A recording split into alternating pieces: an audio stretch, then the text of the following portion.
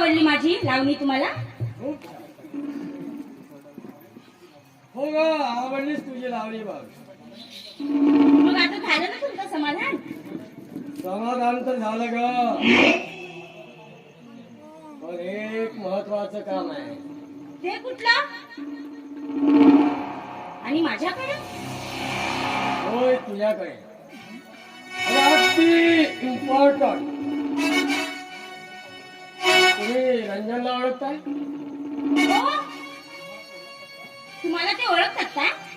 होय, पण काही रंजन सेटचा संबंध? तसं काय नाही, ते नेहमी येतातच लावणी पाहायसाठी. पण या महिन्यात तर ते फिरकलेच नाही. अगं पुढे आता ते थिएटर सुद्धा नाही. ते कसं?